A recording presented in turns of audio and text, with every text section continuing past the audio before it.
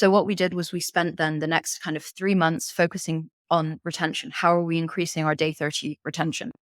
And by the end of that, we got up to 52% day 30 retention, which is very high. And then, and then we moved to activation. How do you rock the cold start?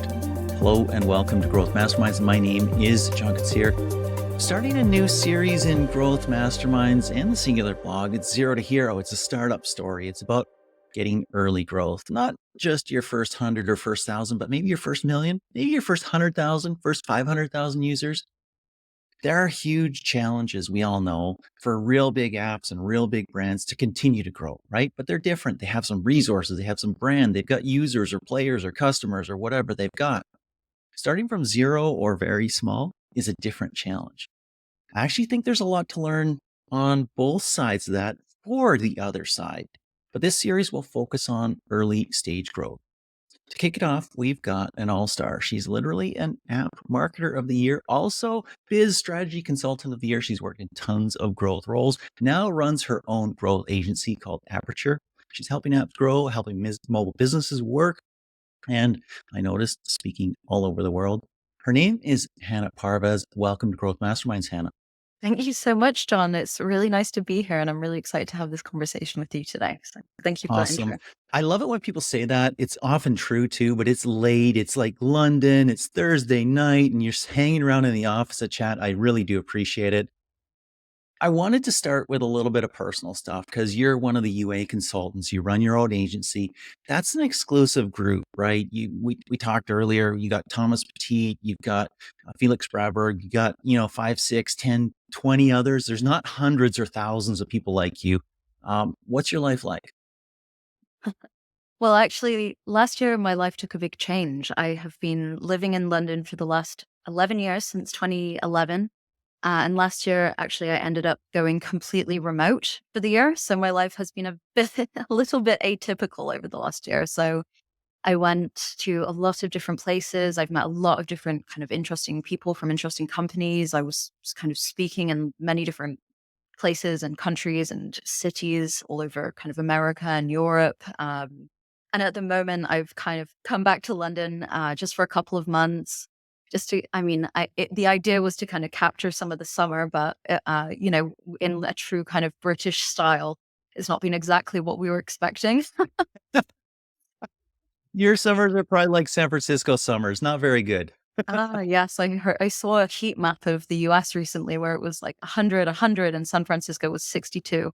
Yes, exactly. Exactly.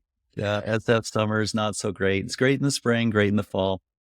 So working as you have with companies in a head of growth or head of UA role, those sorts of things, and then transitioning to working with 10, 15, 20 companies maybe at a time. What's that like? Well, whenever I was working full-time in-house for my last kind of 3 or 4 companies, I had been doing a bunch of coaching and consulting and freelancing on the side. And that was always something that I've been doing a lot of. So, and it was also something that kind of comes with the package.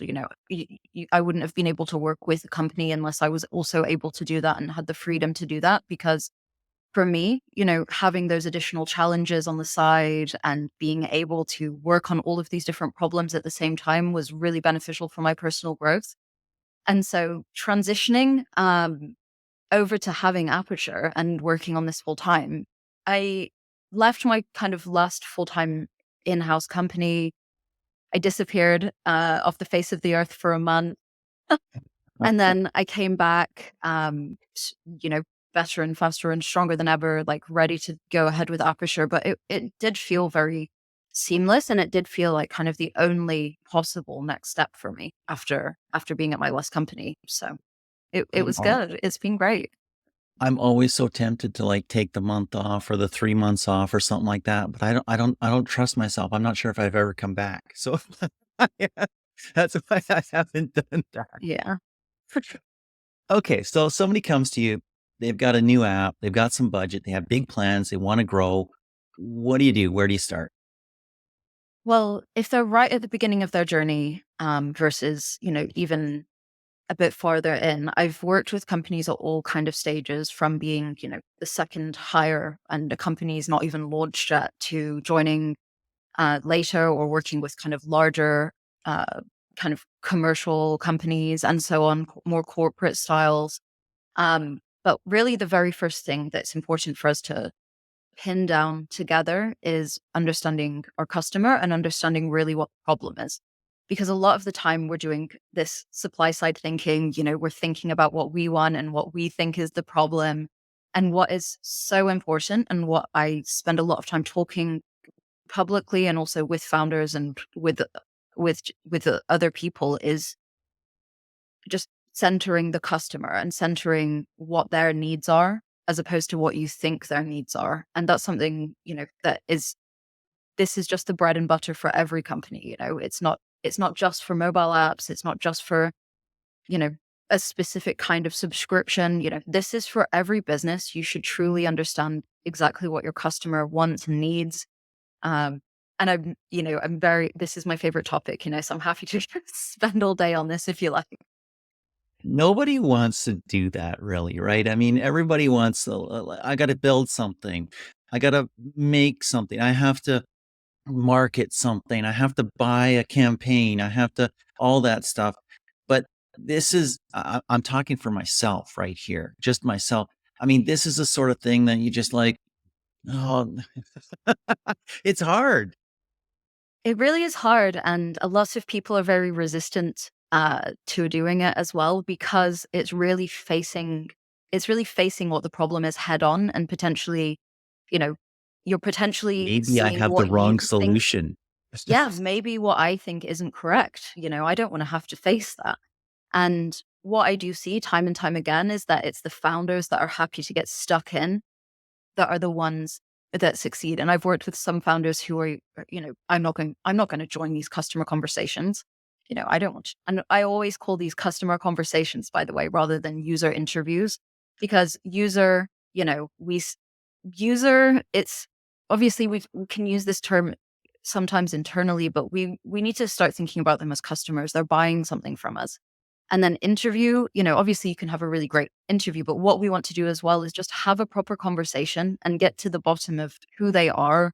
There's kind of this theory called the four forces, which I'm sure you're familiar with, but Tell me about the 4 forces. I there wanna are know. these two demand generation forces, which are pushes and pulls. So what's pushing you towards the solution, and how is the solution pulling you towards it? And then there are these two forces which are reducing demand, which are habit. So what am I already doing? And anxiety. What is my fear of what is this product?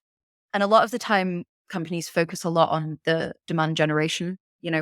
How are we pulling people in? How are we marketing ourselves? But they don't focus enough on what are those other two. And the customer is inside all of these four forces, all of these anxieties, trying to work out what's the best solution for them. Where are they? And they're experiencing all of these. I mean, we're people, right? Constantly experiencing emotions. So they're experiencing all of these forces and emotions at every point of their, customer journey. So from being problem unaware to problem aware to, they're actually now buying, and now they're using it. They're experiencing and thinking about these things the whole time. So for us, it's our job to understand how they're thinking and how they're feeling at these different stages of their life cycle. Mm. You've seen hundreds of apps and hundreds of businesses, and you said this is your favorite thing. So I wanna ask you a question about it because I know that in some of the startups that I've done, I'm somewhat resistant to that. Maybe somewhat is I'm being kind to myself. And I've seen that elsewhere in companies that I've advised and consulted with or that I've worked in. Hmm. Speak to that person who wants to go do something, build something, create something, and not spend their time on all this kind of squishy stuff that is hard and is not the way they typically think because they're a creator, they're a doer, they're a builder, not, this philosopher and all this stuff. Speak to them of the apps that you've worked with, the ones that have been successful. Is there a correlation between their success and their willingness to do this upfront work? I would say absolutely there is, unless somehow you are wise beyond kind of human. realms, and you can predict all of these things. I speak to a lot of companies, for example, and I ask them, do you talk to your customers? And the first thing they say is, yeah, I send out surveys. I send out a lot of surveys. We do this, we send out quarterly survey. And don't get me wrong, I think surveys are fantastic for some purposes. But if you're trying to get to the bottom and to get to the real truth, then you're not going to be able to get that in the survey. So there's this really great book called The Mom Test. You might have heard of it. It's about 100 pages long, so you can read it very quick or get an audiobook, listen to it while you're on a walk.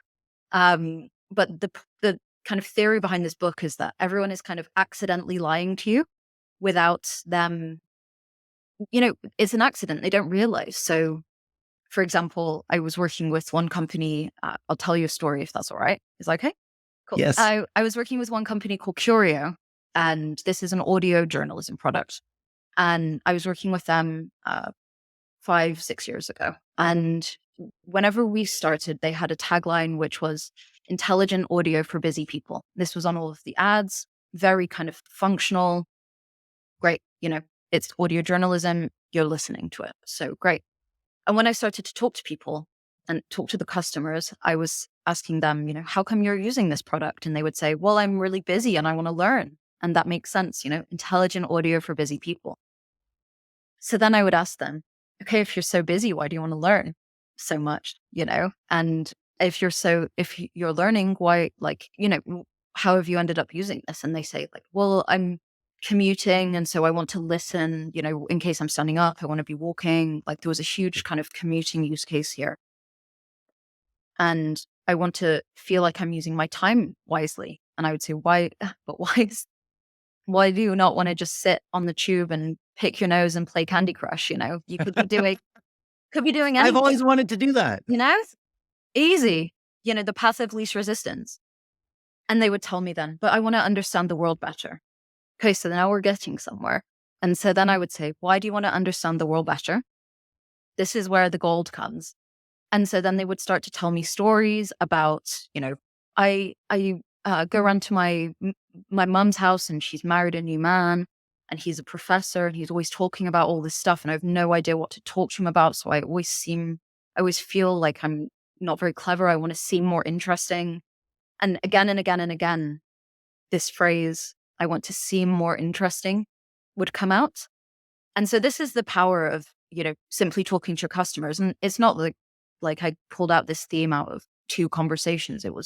As soon as I joined that company, I spent the first 3 months with one of my main focuses on talking to customers. And so then we started experimenting around this messaging, like seem more interesting, is this seem smarter? Is it seem interesting? Is it be interested? Is it, and we tested out a lot of different messages, and we ended up landing after hundreds of iterations on become the most interesting person in the room, which is a line of copy you might have seen around. Like some of the biggest apps Yes. in the industry now are using this same headline after we used it at Curio, because it's something that really taps into, your ego. And it's something that again and again and again performed not just in the UK and the US, but in every country that we tried it in. This was effective. And this is why now you'll see this line, which came out of a bunch of different conversations being used kind of all over the place, because it's just effective. It taps into something in deep inside you. Love it. I absolutely love it. Who doesn't want to be interesting and have people interested? It makes a ton of sense. One of the things I took from what you Uh-huh. said was you're a recursive why person. You keep asking why, and you Do get an answer and you ask why. That can get you punched in the nose sometimes. it can, but you just need to do it with a smile. And also, I know I said why a few times there, but I actually try to keep away from the word why itself too.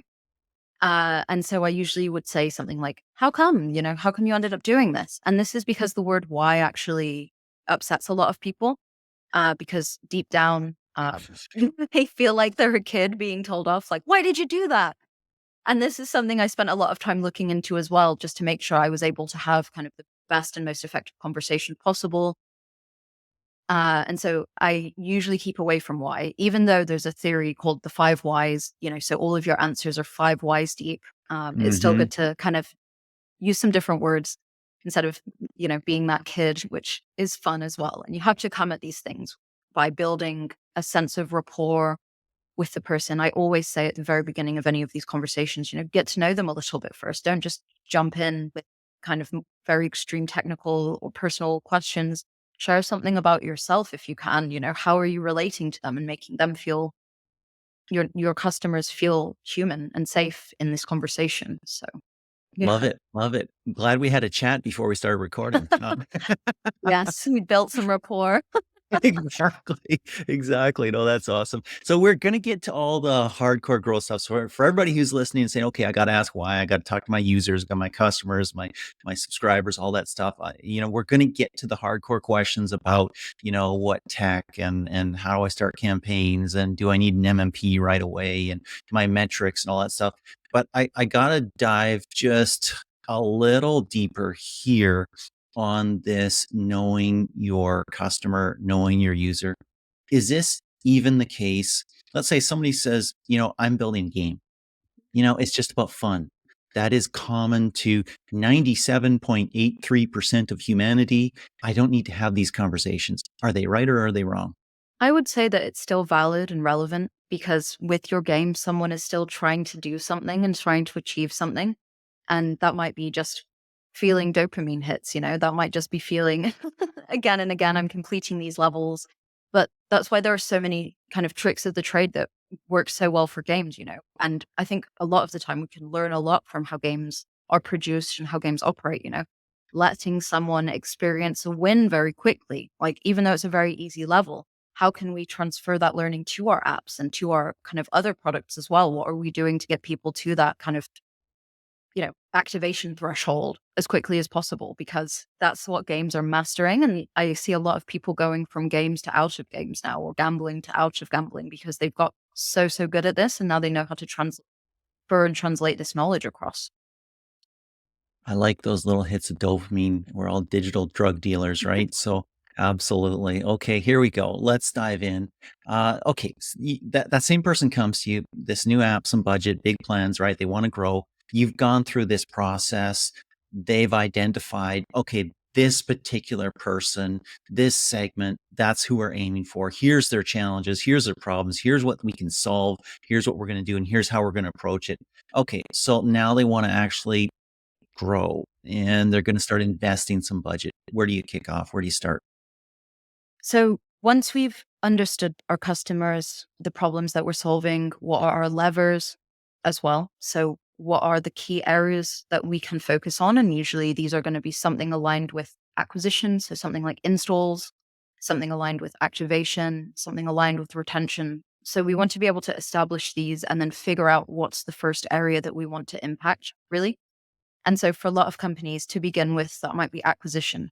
And so we will think about how does your product work? Like, what are the kind of natural acquisition lanes that you have? And so a lot of the time it's a bit like sorting hat, you don't get to choose your lanes, they choose you in a way. And so if you're a kind of D2C subscription app, probably you're going to want to start with doing some advertising. But, if you're a super social viral network effect product, then probably you don't need to do any advertising to begin with. What we're going to do is work out how we're getting people activated as quickly as possible and how we're making it as shareable as possible. And of course, we always need to bring in all of these elements into our product. It's just about, if you're a small team, where do you focus first? And it's about how are we aligning everyone in the business around this main focus. So whether that is activation or acquisition or retention or whichever, awareness to begin with. I would normally probably not be starting with awareness for a very small product because we still want people to come through. With my companies, we're spending 1% of our budget roughly on awareness.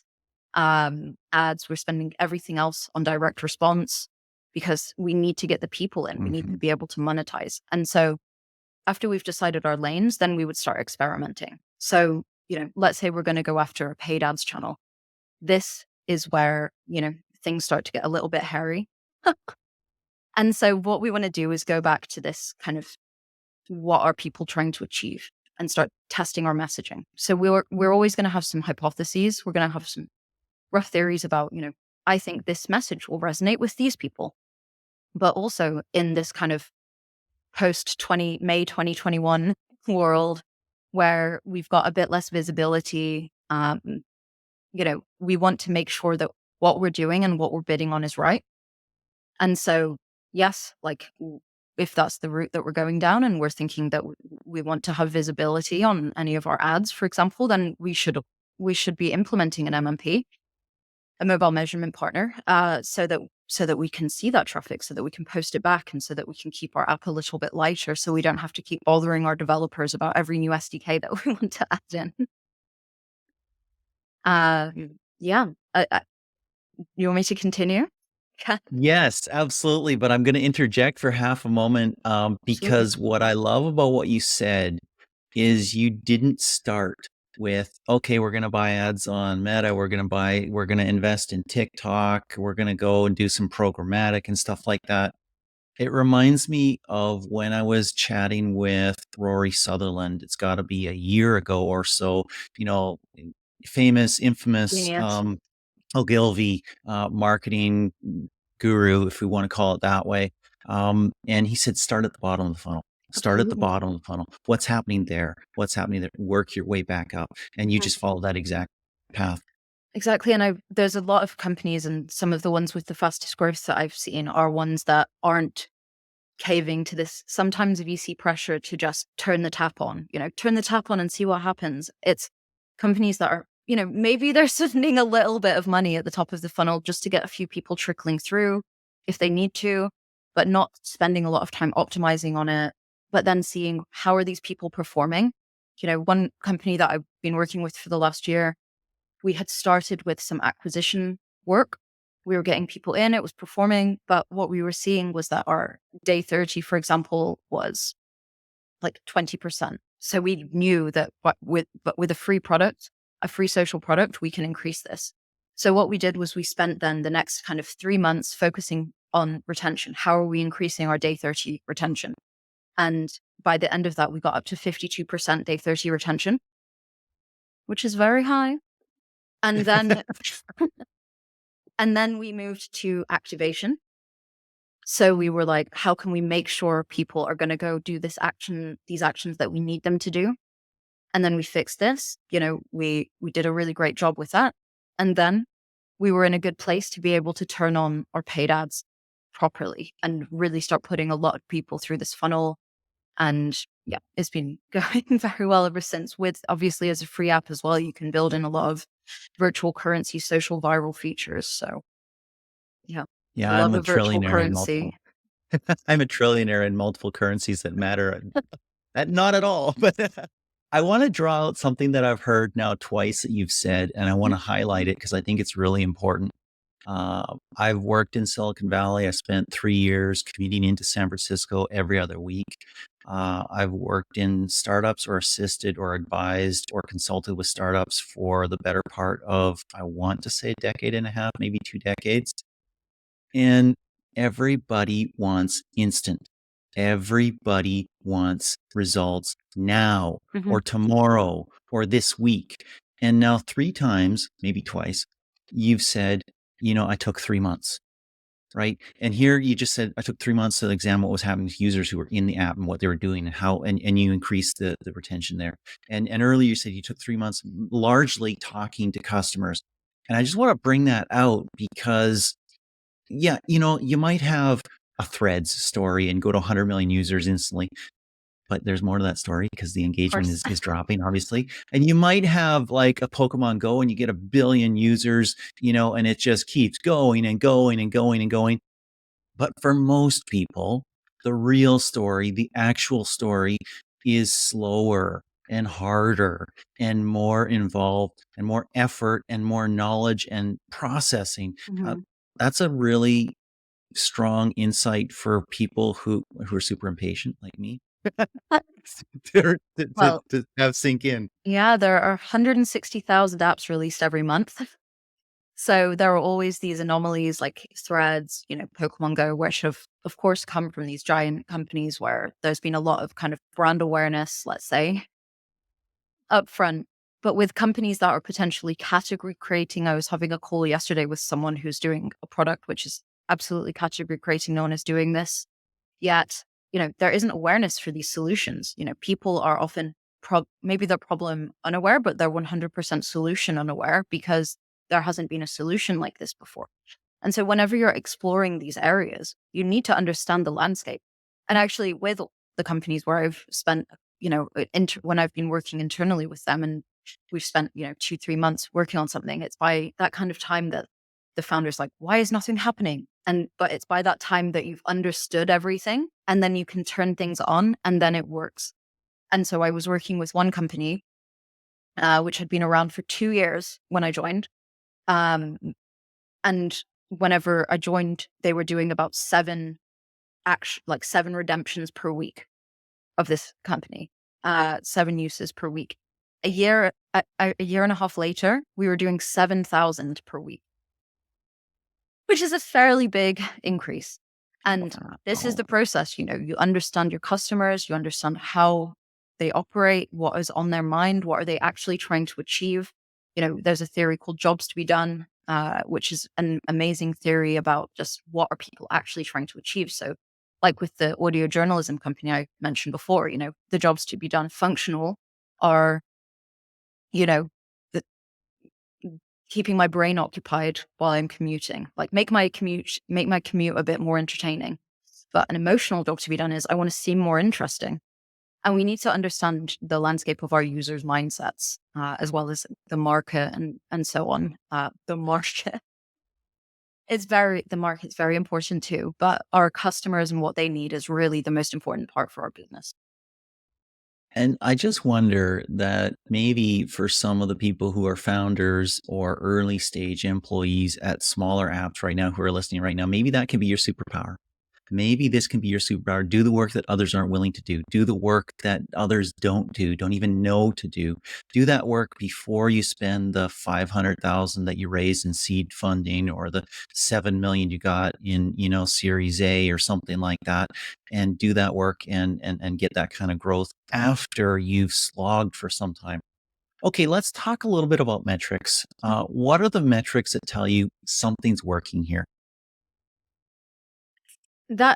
Ultimately, at the end of the day, the kind of main metric is how many people are purchasing my product. So that everything kind of starts from there. What's the lifetime value of someone that's coming in?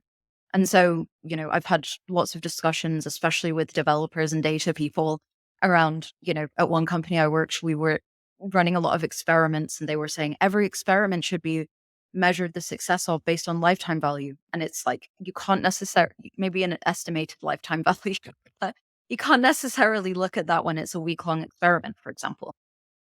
And so ultimately, lifetime value and lifetime value over kind of customer acquisition cost is key. But also, what we want to do is look at kind of our North Star metrics. So, for the majority of subscription app businesses, I have a handy little formula that everyone can jot down. But it's for a subscription app business, for example, we want to have a cadence, then an action, and then a revenue associated metric. And so this looks something like weekly listening subscribers, weekly playing subscribers, monthly journaling subscribers, or purchasers and so on. And this helps, represent you as a business and your needs. So that has the subscriber side. And then you also are representing the customer. So they are coming back. They are, getting value from using your product. That's why they keep returning. And a lot of the time I've worked with companies and they've said, subscribers is our North Star metric. And, subscribers at all costs means that within those companies, they spend 90% of their time optimizing the first 2 minutes of the product because, 80 to 90% of trials come out within the first 2 minutes of someone downloading your app. And then the rest come later and they long tail out over, forever. But the majority of these will come from the first 2 minutes of someone downloading your app and signing up. And time again, I've seen companies who are, revenue, subscribers at all costs, just spending time on there and getting great numbers of trials through. But then everyone's just churning out, people aren't Mhm. renewing, people aren't sticking around because the product itself hasn't been worked on because they've just been, I'm spending money on ads, so I need to get subscribers to pay for my ads, to get more subscribers to pay for my ads. And they forget about everything else, which is how are the customers feeling and how are they being retained? Like how are they receiving value from you? It's so interesting because if you take that insight and you bring it back to the very beginning of our conversation, who am I serving? What are their needs? What do they want? What do they are trying to avoid? All that stuff. If you get that right, then you're more likely to get this end part right as well and optimize your product and your product experience and your user experience rather than like your job, your goal in life is not to be the best at getting people through a funnel. I mean, that would suck. That would really suck. I mean, hey, you'd make a lot of money probably, but would you really be fulfilled? I make the best funnels. Okay, maybe some people that's their gig, but maybe you want to make somebody's life better. Maybe you want to make them have a little bit of fun. Maybe you want to, help somebody create better habits or be the most interesting person in the room or something like that. Those are things that you can build a brand around. Those are things that you can build a team around. Those are things that people can sign up for as a mission to join your company and maybe stay with your company because it's meaningful. It has something to it. So if people get that first part right, they're more likely this part right. Hmm. Talk to me about when you start knowing that the snowball is rolling downhill. You've talked a couple times about it took 3 months to do this. It took 3 months to do that. We're doing 7 activations a month, and now it's 7,000. When do you know that the snowball, which is just sitting there and then maybe moving a tiny little bits in the beginning, is actually starting to go downhill? We look at the numbers, so you can't grow what you don't measure, So we track everything. I As I can't grow mentioned, by accident? you can, you can, but you don't know. And so what I would say is obviously we've got our North Star metric. We also have these three little things called key drivers usually. So these are kind of the metrics I was referring to before around kind of usually acquisition, activation, retention, but there's usually a real kind of solid metric associated with them. So once we start to see that these metrics are reaching our targets, then and we can move to another metric or lever to impact. And then hopefully, we started right at the bottom. We're moving up to the top of the funnel. Once we start seeing that we can put money in and we can start getting that sweet, sweet money back, then it's time to turn that tap on. So with some of the companies I've been working with, it has taken, 6 months or so to get them to be able to reach kind of day zero payback with their monetization. But we say to everyone at the beginning, and most people know, for example, with performance, you're not going to you're not going to get you're not going to get a positive ROAS on day one straight away. It takes a bit of time. It takes learning. It takes experimentation. And so I'll say the time at which we know that the snowball's going is when we hear people talking about it, when we don't understand where the people are coming from as well. I ran one campaign, which we can talk about later, last year, which went viral 5 times, and it ran for 2 weeks. And by the end of the 2 weeks, I was walking down a street and I heard someone cycling past talking about the campaign, and I was like, "This is this is success." Wow. Wow, that's awesome. Let's transition that because this has been great. I could chat for another half an hour. We have limited time. It's late for you, and there's other things on my calendar. I mean, as much as I like to spend all day here, I'm can't very do well. it. But might have to have you back. There's so much more we can chat about. I wanted to end with just a couple of more lighthearted things. One campaign that totally blew it out of the water, absolutely went nuts, completely rocked, and you already hinted that. We'll hear more, hopefully. And then one campaign that you thought would be so awesome, but completely cratered. Go for it. Absolutely. So the one that blew us all away was last year with a company called Uptime. We launched this campaign called Quit Social Media. And it was a campaign around a study to get people to quit social media for 2 months. And we would pay them £2,000 to quit social media for 2 months. And so Wow. we promoted this and sent it out as a PR story. We were accepting one person. And so we sent this out, It got picked up by all of the kind of British national press. Great. We thought, we'll get a couple thousand applicants. That'll be enough. It will give us some backlinks. So then I had an amazing lady on my team. We scripted out a video for her. She read it. We posted it on TikTok. We put about £10 behind it, very minor amounts. And this was a couple of days in. And we had a kind of Google form, I think, that people were submitting. And, by this point, we had a couple thousand applicants. I was like, sweet, we've hit our goals. So we boosted this post. And just as I was about to go to bed, I decided to check the applicants. And all of a sudden, there was about 50,000 applicants. And I was like, huh? Like Scooby-Doo, what? And I immediately added a question, which was, how did you hear about this? So that we could try and understand. And we started to get people coming in and saying, this campaign has caused a controversy in my country. And we started seeing like Twitter accounts with like millions of followers were posting about it. It was on Sky News Arabia. It was like on Newsweek. Anyway, an Instagram page called Puberty posted about it as well, which have maybe they've got 30 million followers, quite a few followers. We ended the campaign anyway with 250,000, 250,000-ish applications to take part in this study.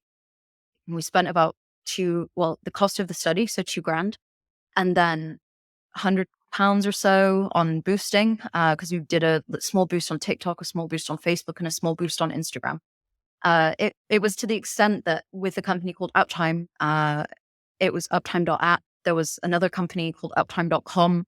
Uptime.com were writing to us saying, we're getting hundreds, we're getting thousands of support tickets asking how to apply. And how do we, we don't know what to do. And we were like, well, we didn't tell them to go. We can't really do anything about that.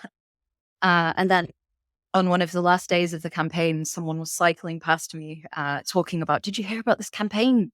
You can get paid £2,000 to quit social media. And I was like, this is so funny, It just started out as something small, and it just kept growing and growing and growing. And actually, we then managed to working very closely with the product team the whole time. It's very important to keep aligned there. We were able to build out specific flows in the app. We would build collections around social media. We sent offers to people who were applying. We got tens of thousands of downloads and subscriptions and so on from this campaign as well. So they really transferred from what was, I hope we get a few backlinks, to this is a substantial, marker on the company overall, from a very kind of silly, small, like, expectedly small campaign. So that one I'd say really blew up. Amazing. Amazing. Amazing. Mhm, It's so incredible when something that you do becomes part of the zeitgeist, becomes big like that. mhm, And it probably only happens a few times in most people's careers. mhm. So we love chatting about our children that grow up to be millionaire models, sports heroes, titans of industry, all this stuff. Have you had any redheaded stepchild? Well, you'll know that every person in growth's whole career is built on things not working, really. So that's the first thing to note. I'm constantly running, with one of my companies on my own, I ran over 100 experiments in 1 year by myself without thinking about all of the other people in there and all the experiments that they were doing. And within that, we had about 45-ish% of them were successful, which means that more than half of them weren't successful, but Mm. that's still a great success rate for an experiment. And, one thing that I actually sent out an email to the company about this and said, 55% of these were failures. And someone replied to me, this is about 5 years ago, and it changed my mindset a little bit, saying, none of these were failures because we learned something from all of them. So they weren't failures. Your hypothesis was just not right. And Mhm. that really helped me kind of reframe things. So, even when things aren't completely right, that's fine. We learned from it. And so we did recently. That's what uh, you tell the CFO when you spend $1 million on an ad campaign and it gets you nothing. We learned a lot from this. Well, but you know what? If you do accidentally spend $1 million, or you accidentally send out an email to 100,000 people, like, what do you learn from that? I remember one company, a CRM person accidentally sent out push notification to the entire user base that just said dot, dot, dot, Could have dot, been dot, worse. dot. Could have been worse. Could have said something nasty. This was the best open push notification that was ever sent. And Wow. so, people, we learned like people clicked on this because they had no idea what was going on. They were like, I'm intrigued. And so we had our most kind of active user day ever and things like that. But I'd say, a recent one was we spent with one of our companies. We had tried out something with one kind of famous influencer for one product that the company has. And we were like, cool, it's working with this one product, so it will work with the other products. So we then sprung for, an expensive deal with this creator for the other product. Didn't work.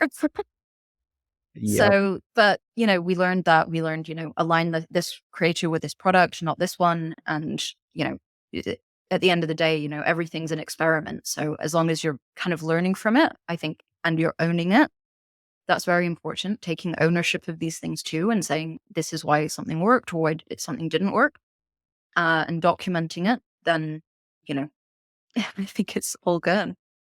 I 100% agree, and we can joke about it, and I've joked about it a little bit here, obviously. But realistically, the biggest failure is always being so scared to try something that you don't do anything, or you don't try enough. Mhm. Because guess what?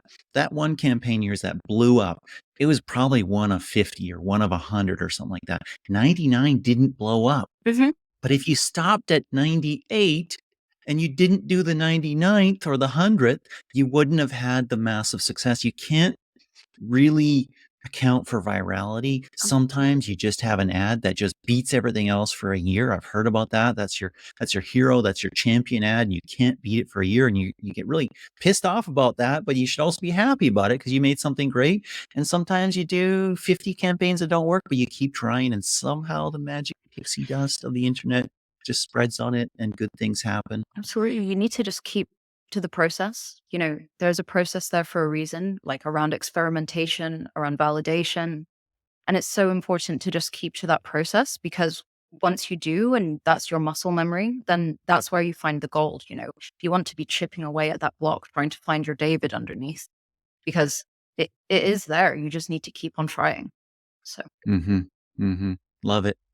Hannah, this has been such a fun 40 minutes, longer than I anticipated. Sorry for keeping you longer. I've really enjoyed it. I think I've learned a ton. Really impressed. Thank you so much for your time. it's been such a pleasure, John. Thanks for having me. And thanks everybody for watching and listening.